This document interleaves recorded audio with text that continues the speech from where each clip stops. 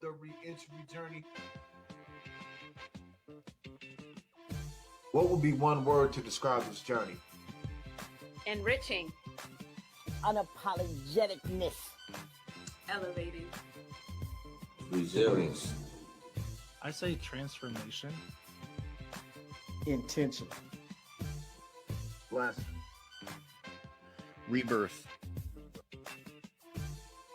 The re-entry journey, the re-entry journey, the re-entry journey, the re-entry journey. All right, man, we are back with another episode of the re-entry journey. You know who it is. I am your host, Quenten Sims, and tonight, our guest.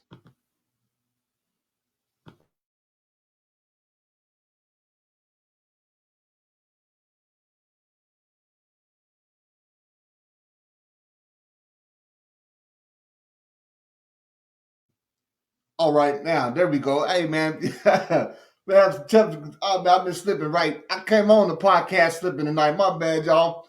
Hey, tonight on the I'd like to welcome y'all to the reentry journey. I am your host, Mr. Kardell Sims, and tonight, I guess, we could be related. You know, I don't, I don't know. We could be Find out related. after the cast. Yeah, we're gonna find out. You know, as he got the one M in his name. I've seen two M's before, but he got the one M. So we might have to talk about this after we get done with the podcast. But I guess tonight, been through the same struggles, overcame it, and I'm glad he's here to share his journey. I'd like to welcome to the floor, Mr. Quentin Sims. How you doing tonight? Oh man, I'm beautiful, man. It feels good to be here. It's an honor to be here on your show, bro. I appreciate you tuning in and joining with us. So, go ahead and introduce yourself. Let the audience know about you.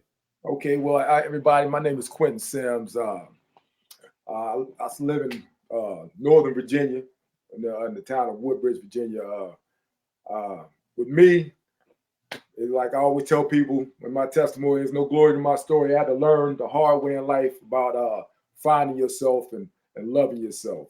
My story is pretty much alike, more alike than different than other people. I grew up a military brat my whole life. Grew up traveling around the world, around the United States with my father. He was in the Navy.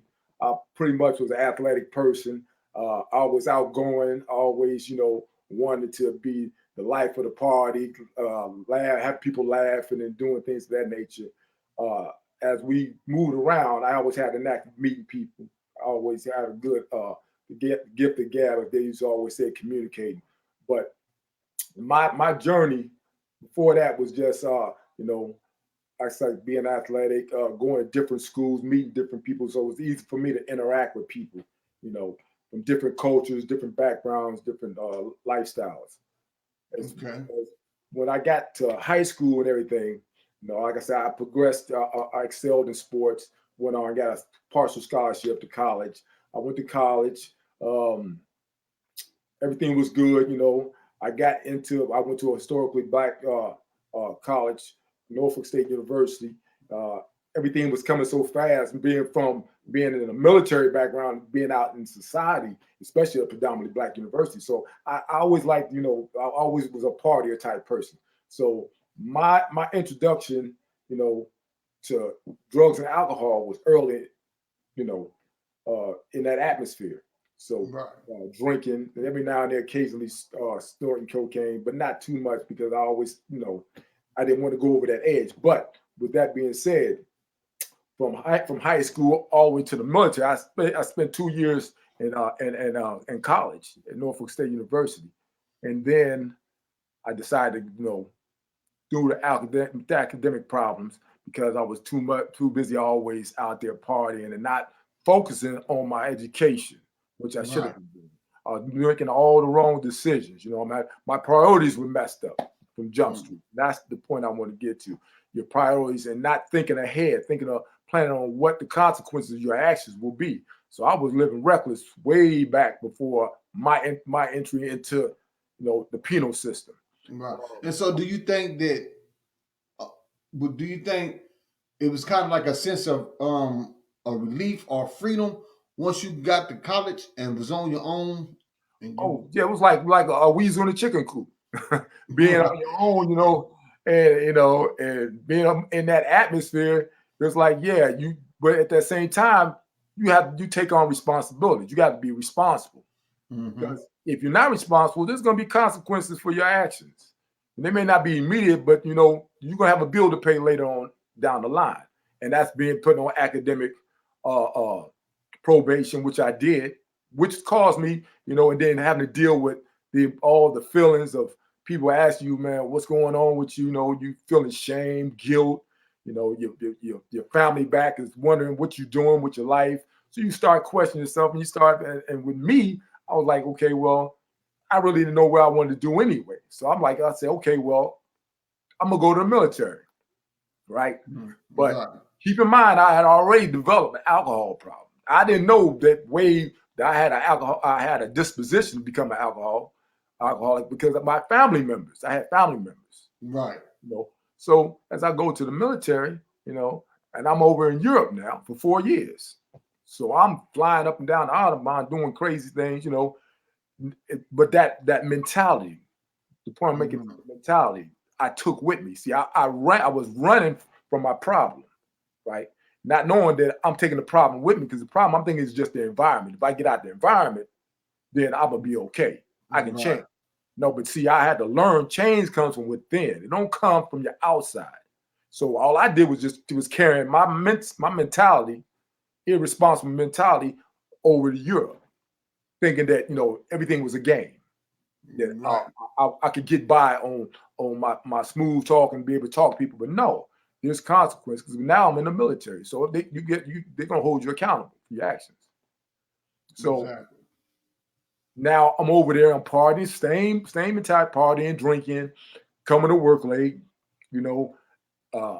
getting into fights and things like that, getting a little demerit. So eventually, I was maybe 6 months from getting out of the service with an honorable discharge. But I get put out on administrative discharge, which is a general and honorable condition.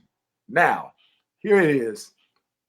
I got to come back to the States. How I got to come back to my family. They're not saying anything to me, but inside it's killing me. Right. That, once again, man, I'm feeling like a failure. I'm feeling like a failure.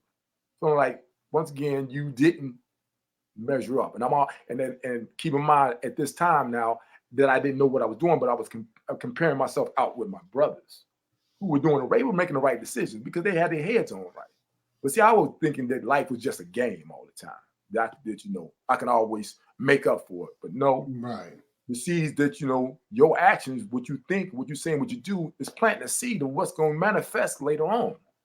And I didn't have that, and I couldn't, for some reason, it just didn't click to me, Kardell, at that time. So now I'm back home. I get out of the service. I went into service in 86.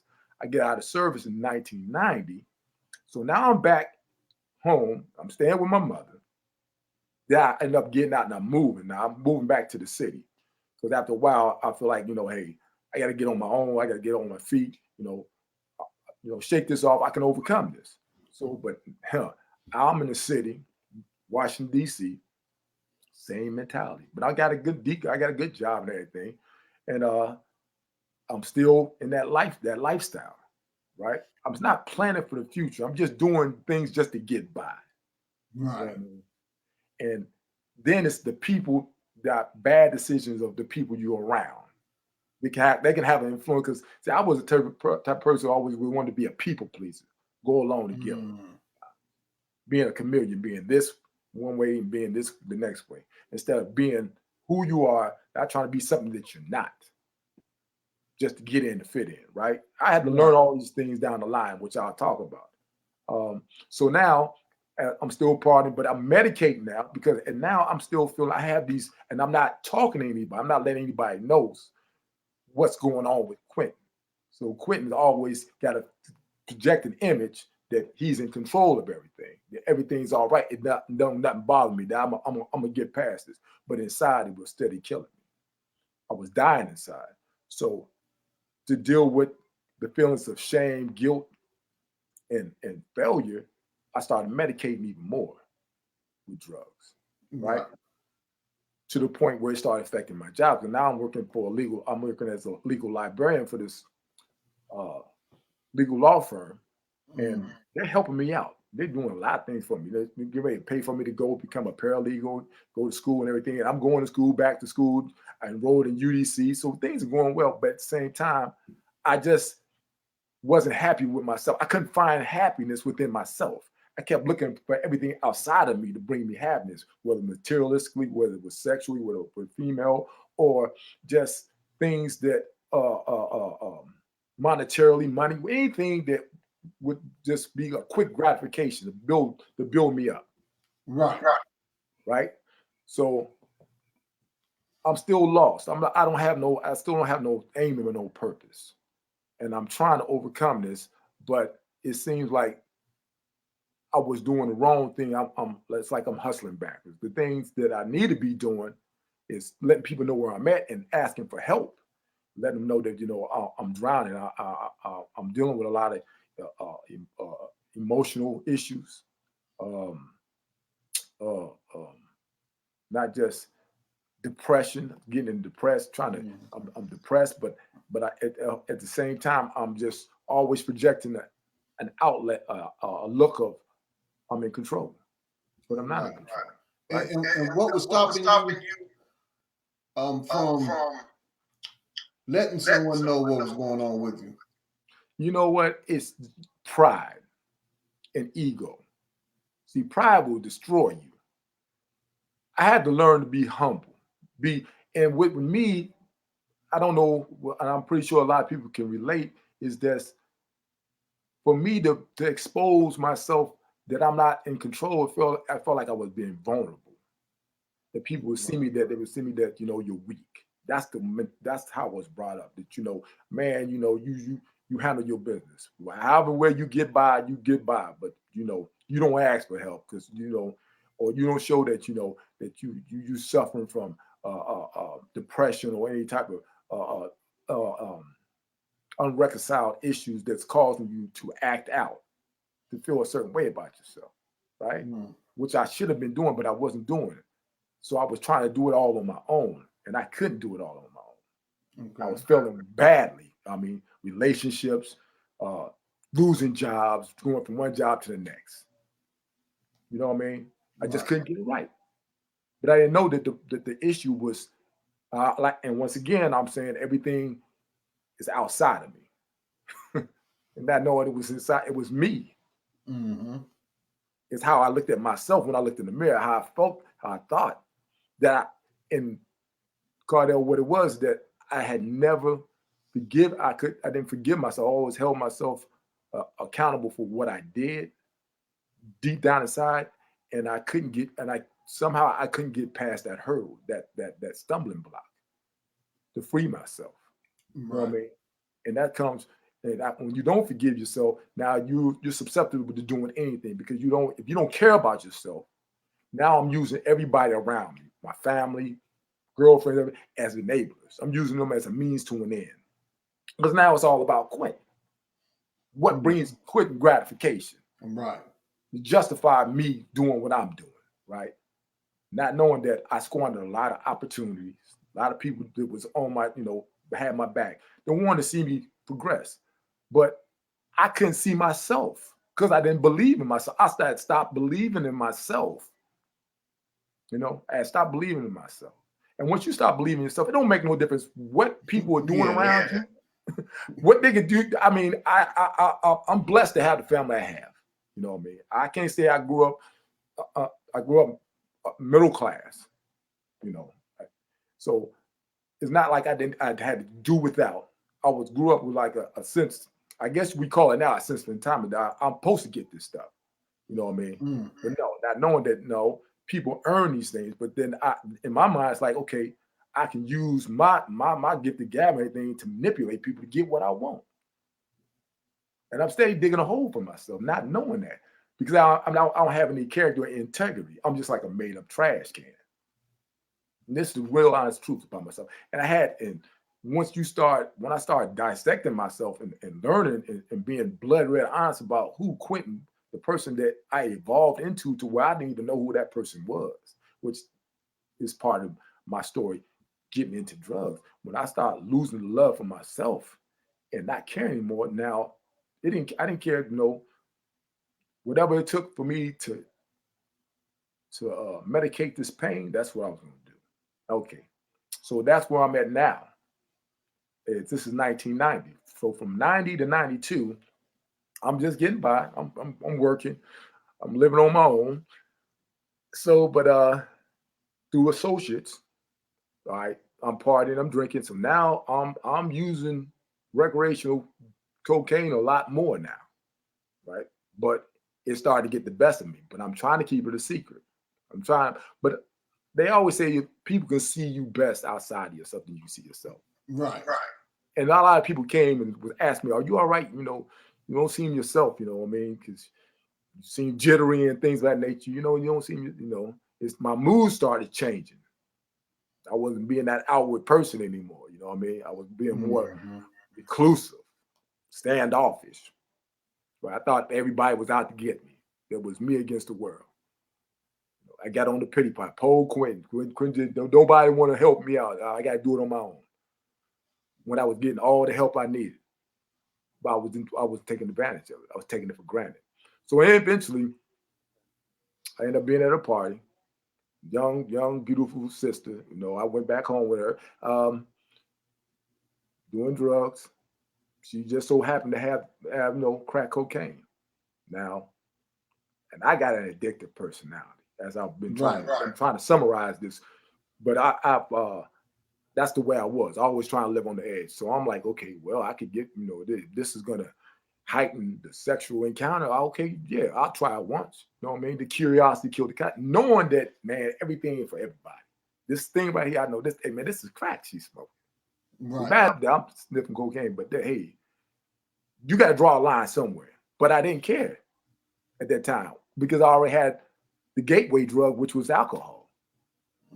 Right? So it was easy for me to say, okay, I'm going to do it this one time.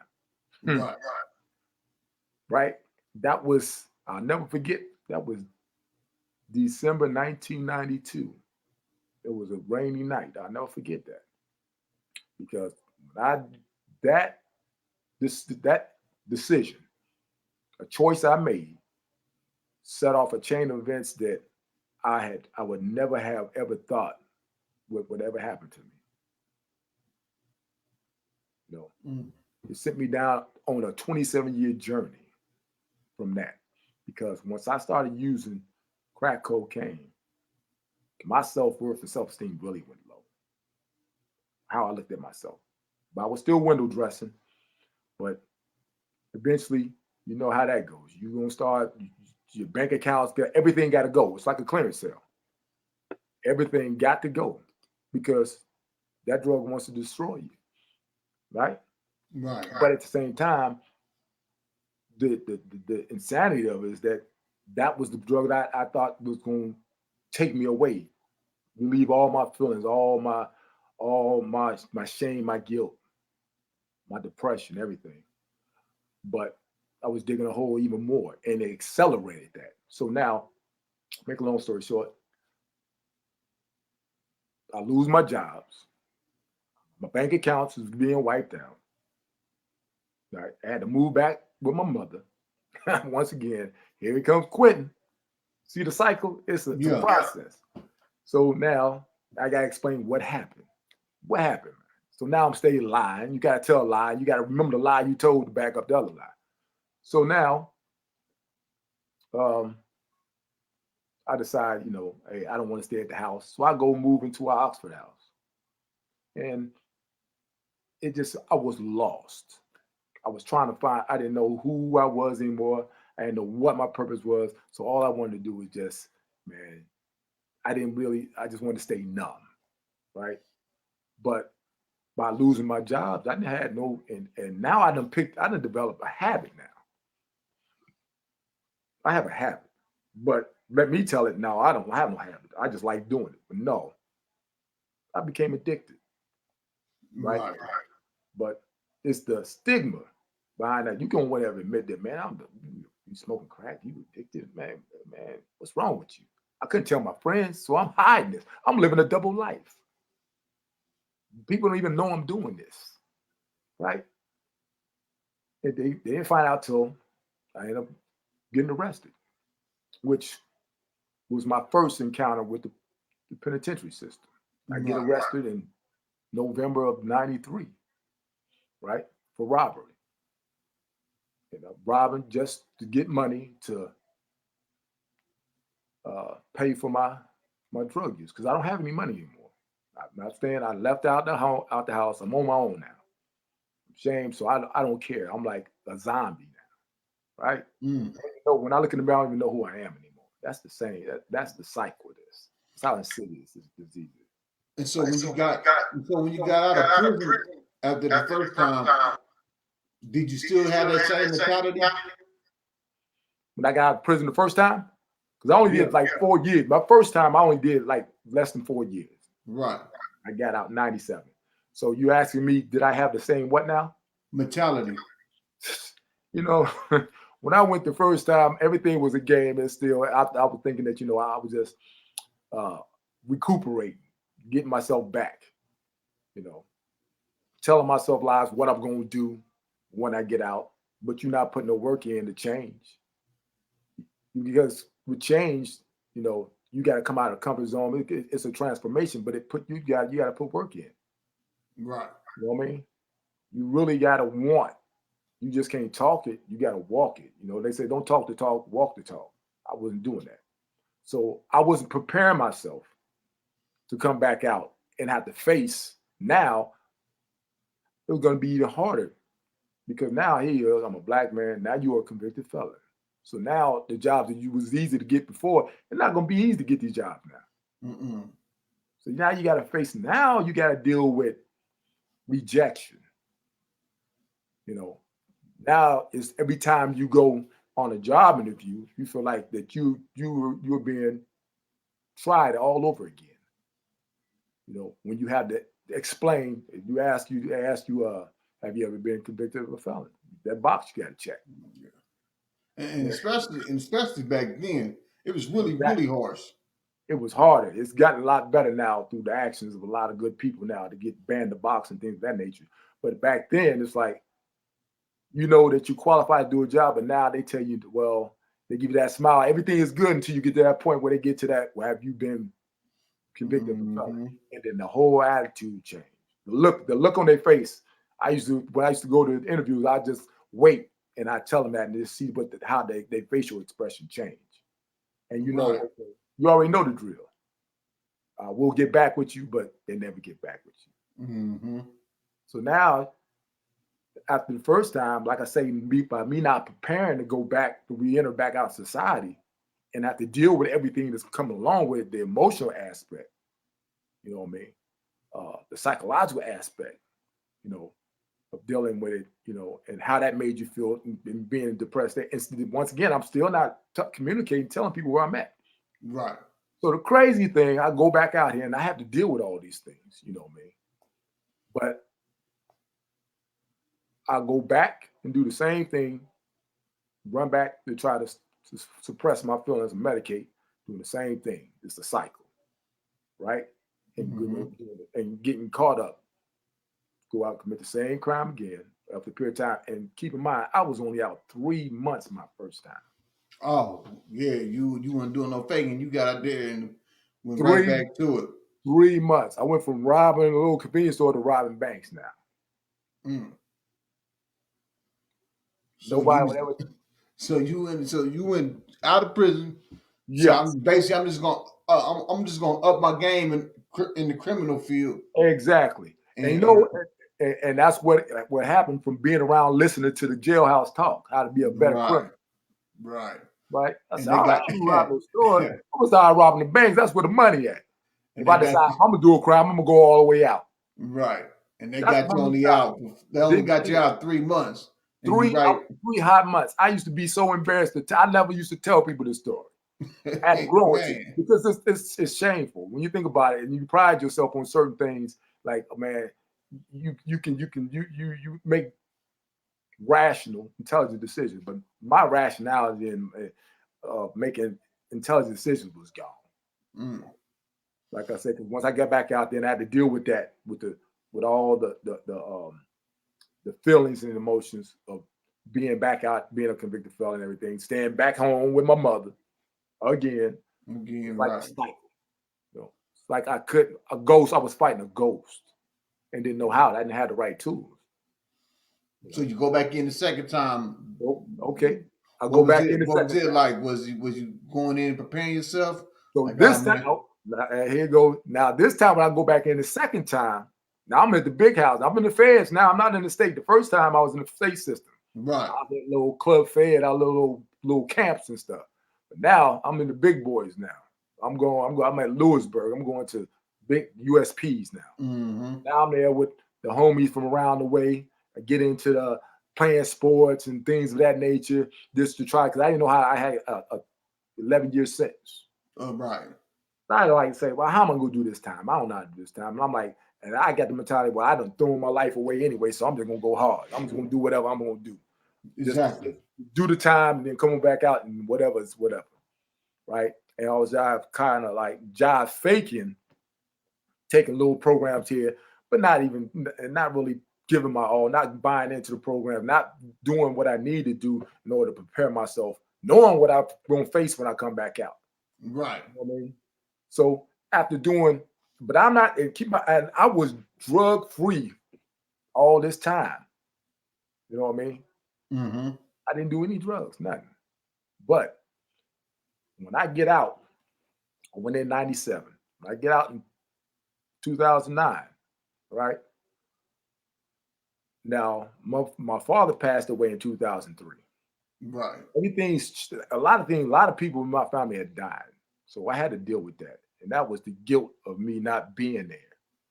My mother had, she had been diagnosed with breast cancer. She went through that. A lot of things transpired through my time that I had suppressed in my little Pandora's box that I never dealt with, right? On top of the unreconciled issues within myself that I never dealt with, that I was acting out on, while and not knowing, constantly knowing I'm acting on, but subconsciously I'm acting on it, right? Right. So by me not doing anything those 11 years, just keeping a job, so long as I got money on the books, I can do what I'm gonna do, I'm all right. But I'm hearing people say, man, you need to be preparing for reentry back out in society. You know what I mean? Because that monster's still waiting at the door when you came in here.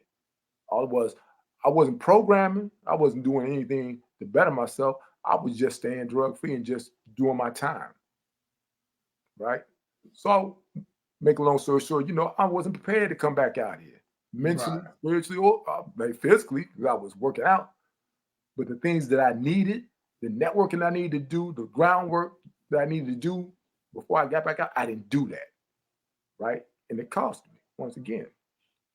Failing to prepare is preparing to fail.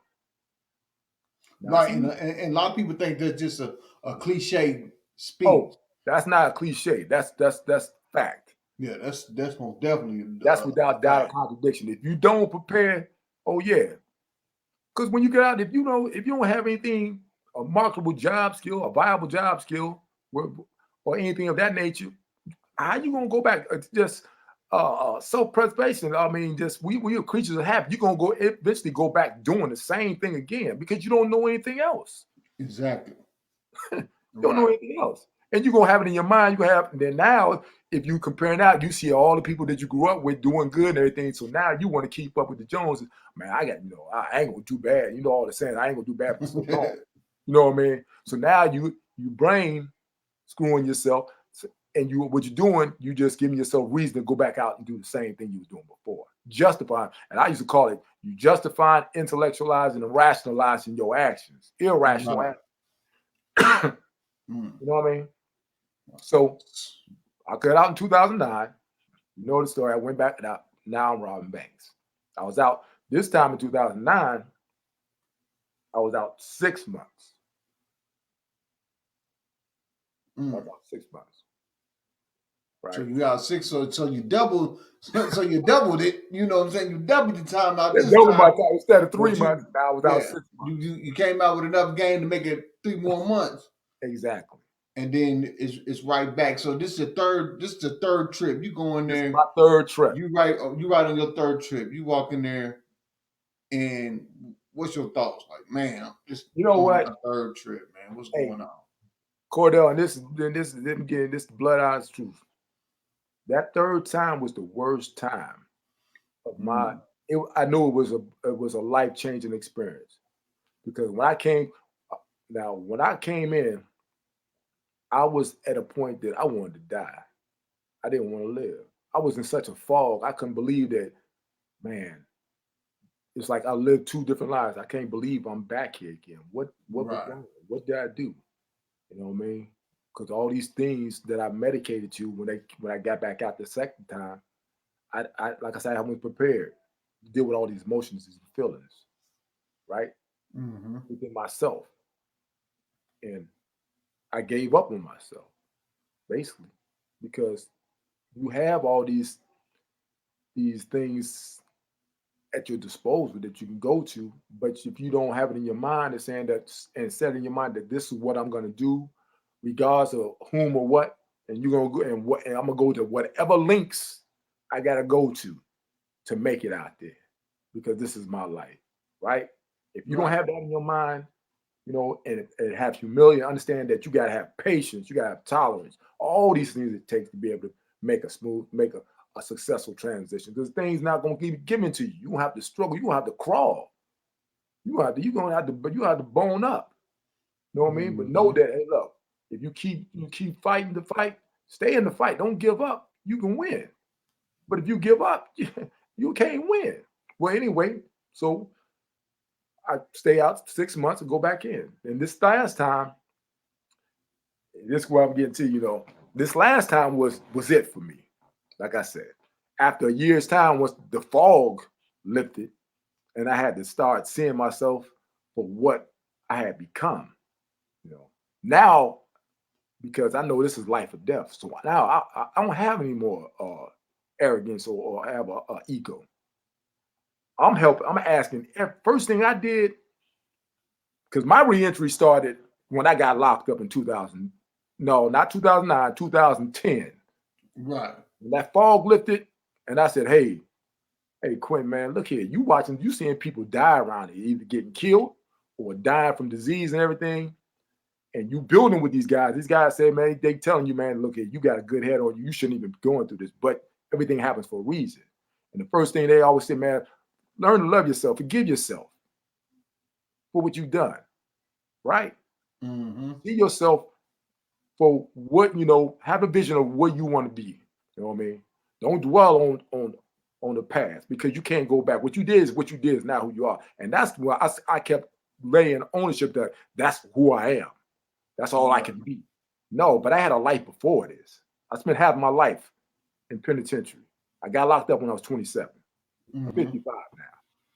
But like I said, my reentry started then. So what I did, the first thing I did, I went down to the psychology department because I knew something was wrong with me. First thing, I had to get this mind right. I had to delve in. I had to ask some serious questions like, man, am I insane? Because I got to be insane to keep doing the same thing, expecting a different result. So what's wrong with me? I had to dig deep down inside, and it happened to, and some real emotional, deep feelings came out through my consultation with my psychotherapist. A lot of people, I used to be, you know, hey man, you can't go down to the psychology because now something wrong with you.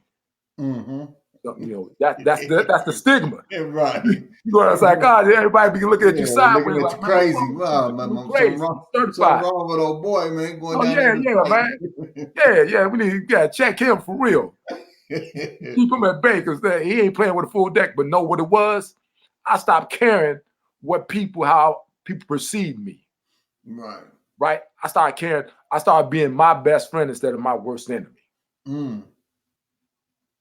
I started saying, Quentin, what do you got to do when you look around and you see dudes with triple L's, double L's, got so much time they ain't gonna never get out to the light, till the sun go out? Do you want to die in here? That's the question I asked myself.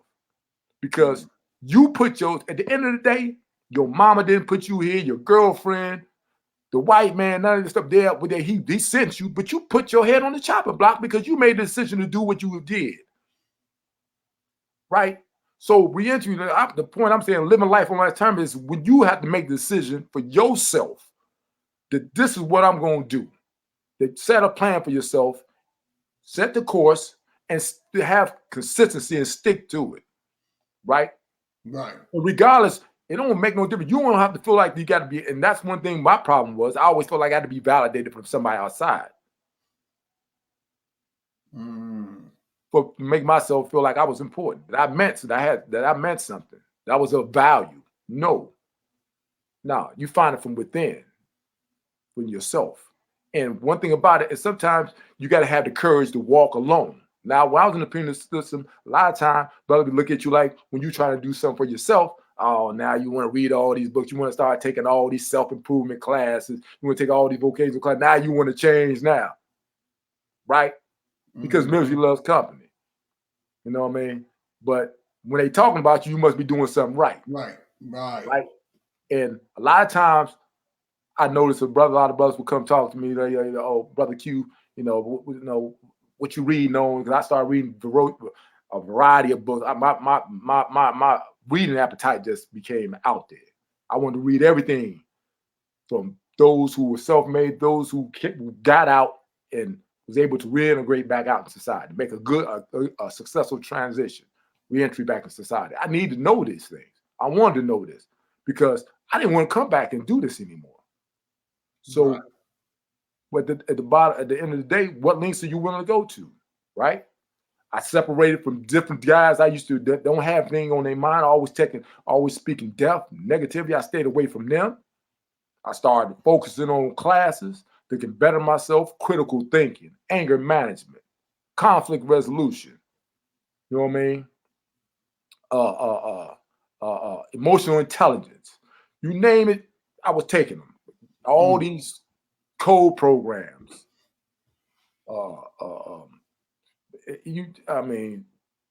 NAAA, drug rehab. I took it all, man. Took them all.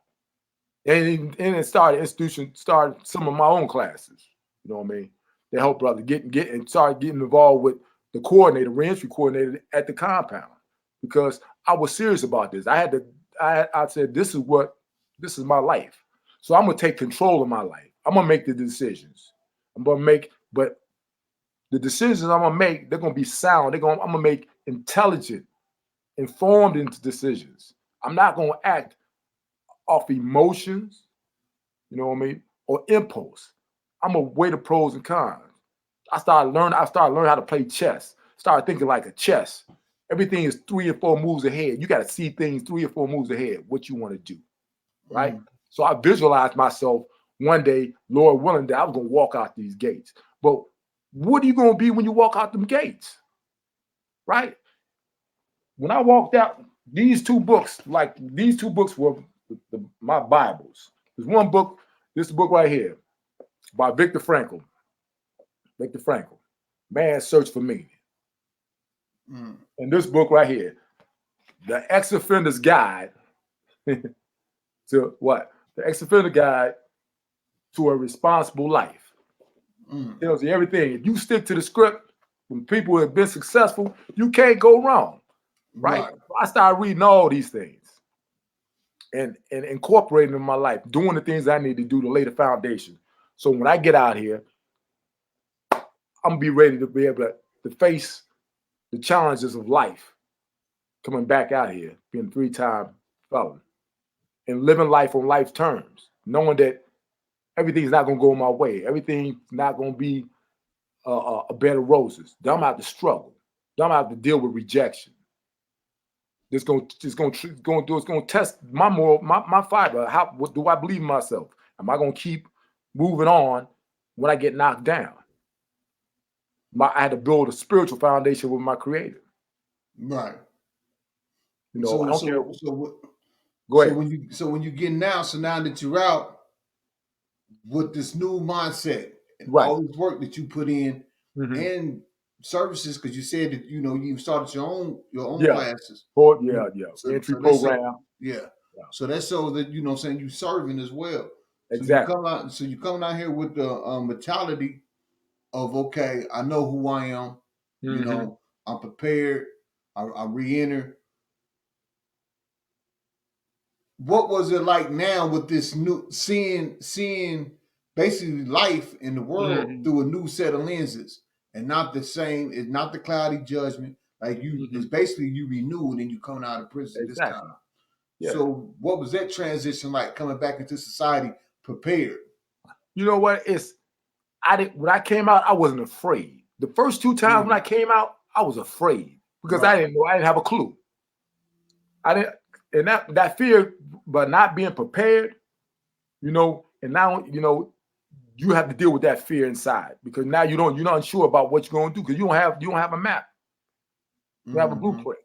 But when I came out this time, I was so ready. I was like, man, when I got out that day, when I walked out that gate, I hugged and kissed my brother and broke down in tears and looked back and I said, you know what?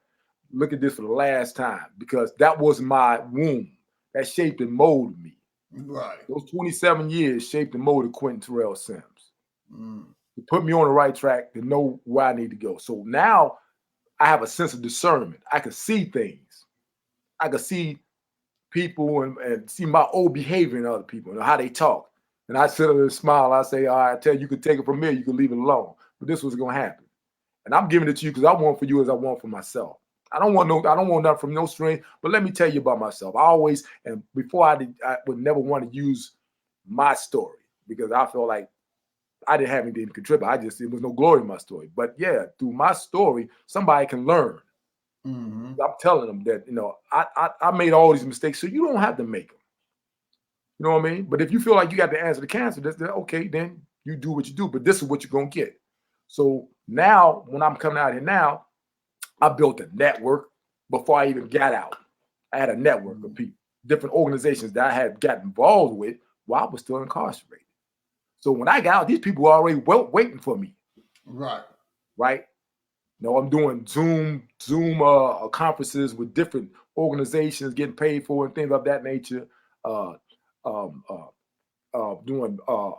mentor with this program as far as the poet ambassador, because I write poetry and all this, and doing volunteer work. I need to do something to have a purpose to build my portfolio, showing that, hey, look, this is what I want to get into.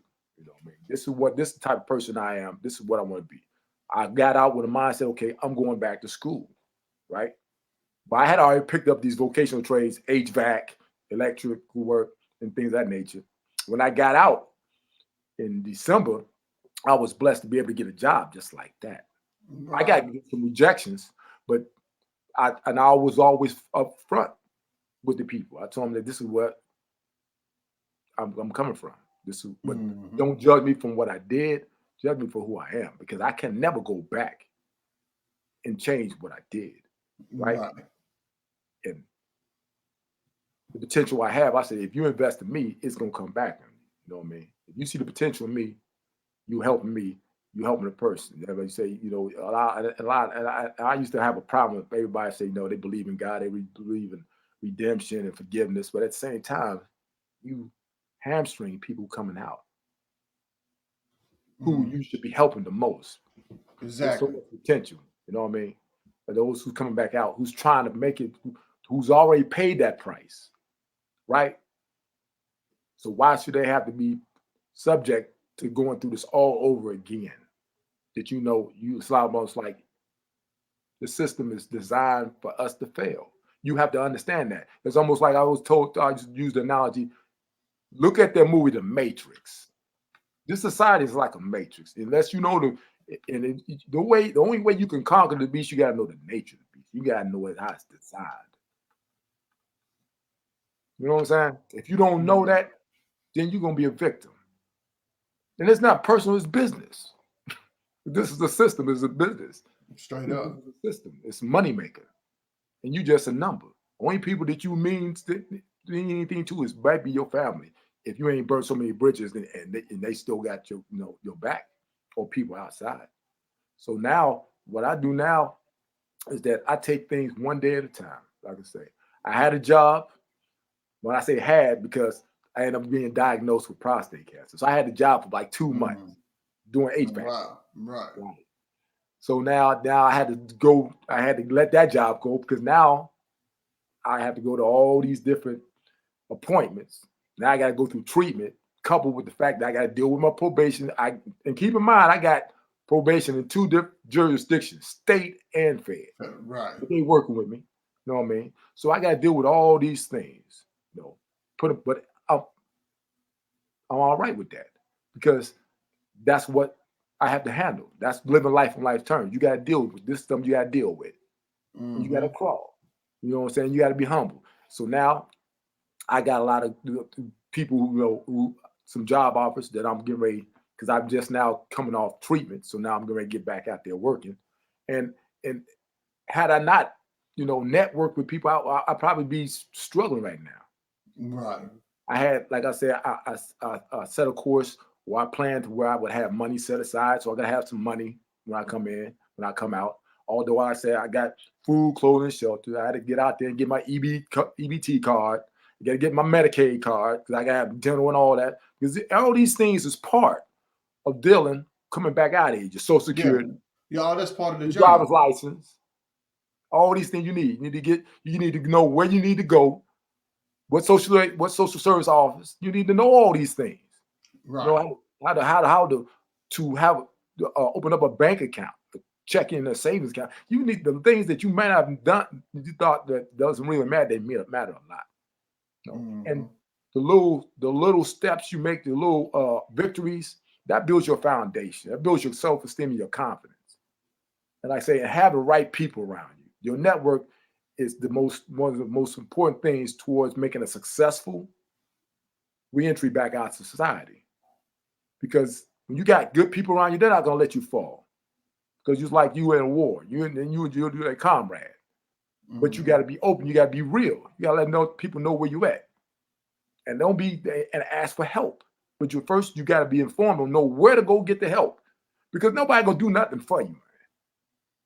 If you ain't nobody gonna, they'll give you a hand up, but people are not gonna give you no handout. And most people that I learned that when they see that you are trying, that you are really trying, you're gonna have people who's gonna come to your aid and assistance.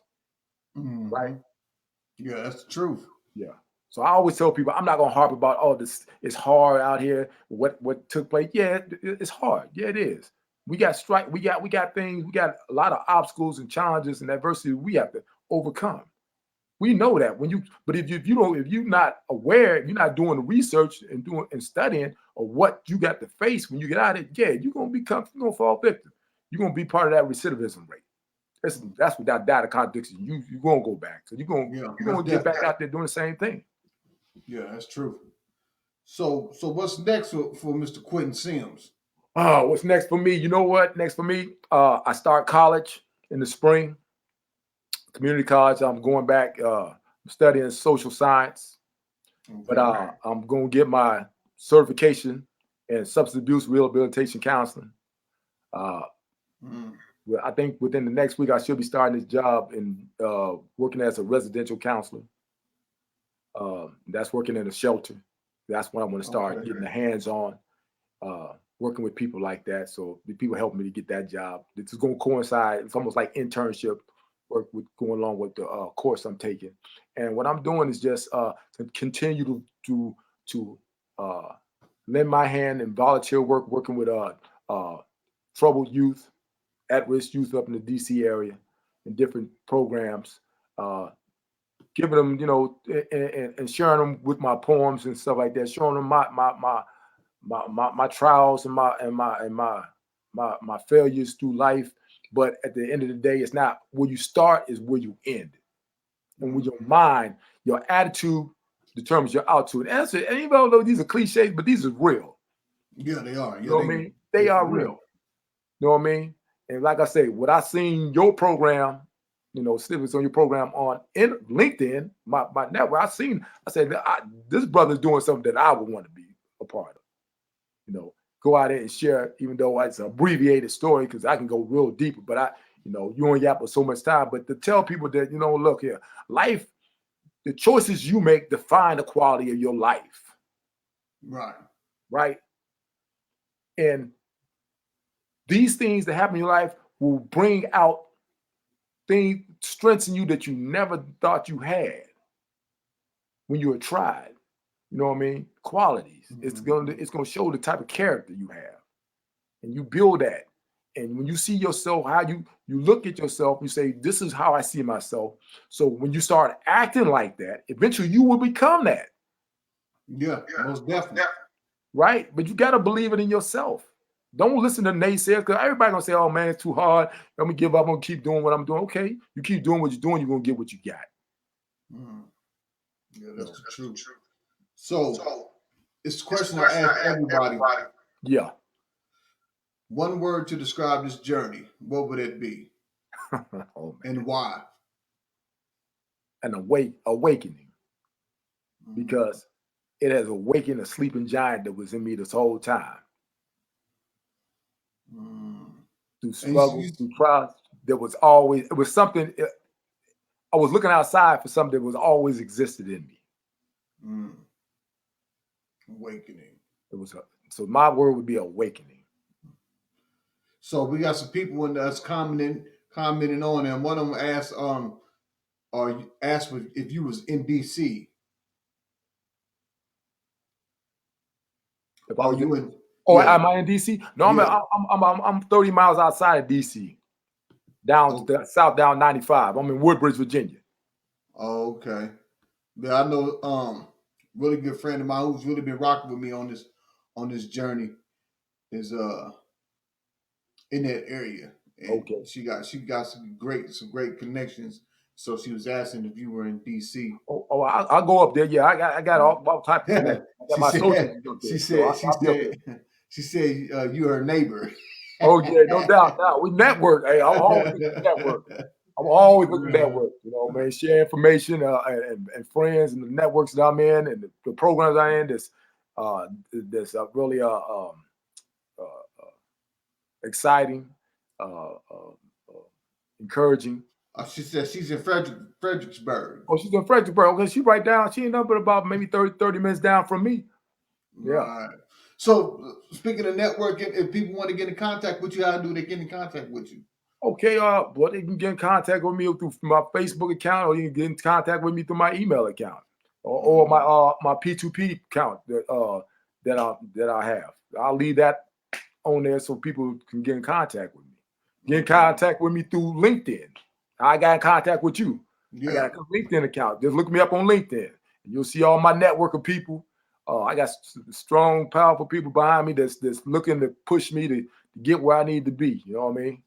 So hey, each one teach one, man. You gotta lift each other up, because we're in the struggle. Like you say, it's reentry journey. It's a journey, but your journey is from the time you come out your womb to the time they lay you to rest. So this is the journey is what we experience and what we share through our experiences to uplift each other. And because I always say, brothers, we are a fraternity, and I always want the best, because I know you've been through what I've been through, and you had to face the adversities, challenges, and barriers that I had to face. You know, it's not easy, you know, but like I say, I always say, why not us? We built for this. You know what I mean? It's something that, you know, a lot of people try to avoid, but you can't avoid it. It's something that you got to deal with. And that's what all part of living life on life terms, man. Get there. It's going to come in time. Believe that. Just put the work in and just be patient. Be patient. And those in God, and I always say this to the people out there, the universe will conspire to bring into existence what you put out there. The energy you put out there, the type of person you are, you're going to attract those people. You know what I mean? And they're going to help you reach your goals in life. Oh, there and there you have it. We really appreciate you coming on the reentry journey. I really appreciate having you as a guest, sharing your stories, and allowing you to be a part of our community, so you know you can expand your network. That's really what it's all about. That's why I started the Reentry Journey podcast and the Reentry Support Group 4. It's for us, you know, who've been through it, you know, share their stories and also be able to network with each other, because a lot of us is in different states. A lot of us have organizations that we go on, and we want people to speak, and we want to meet up and speak, and you know, and really push each other to become great coming out of prison. Yeah. Hey, Kardell, I had a poem that I know I write poem. I wanted to read this poem to everybody. It's called Legacy. Go ahead. So allow me to read it. Okay, I'm gonna leave this on this note. And I read this. I always read this at the end of my functions. I say legacy. I wrote this in 2017 at USP Atlanta. I say a legacy is a story you give to the world of all the experiences that you went through. It's grown through the struggles and storms you endured, the product of the past that will forever define you. A story continually unfolding that stretches through time, transmitting from one generation to the next, this journey we call life in one's mind. It has the ability to teach, inspire, and change lives. A legacy like pure matter will never die. 30 to 50 years from now, it won't matter if your intentions were hollow. What will matter is what you did of value that will shine like a beacon of light for other generations to follow. And there you have it. It is. This is another episode of The Reentry Journey. Our guest, Quentin Sims, we'd like to thank him again for coming in, sharing the story, and leaving us with that poem about legacy. Because again, man, it's not about what you gathered, it's about what you scattered. It's going to tell you the kind of life that you had lived. And that's what we are here doing. It's been an honor to be on your show, brother. And it's an honor to have you on the show. Thank you for coming on as a guest. We appreciate you. Yeah, it's my pleasure, my pleasure. All right. And this is another episode of Reentry Journey. I catch you all in a couple of days. And our guest will be Mr. Lewis L. Reed. Make sure you tune in. Another person is doing their work in their job in the reentry field. Did the time coming out and serving and being of service. So once again, thanks a lot for tuning in to the Reentry Journey. I'm Quentin Sims, and we're signing off.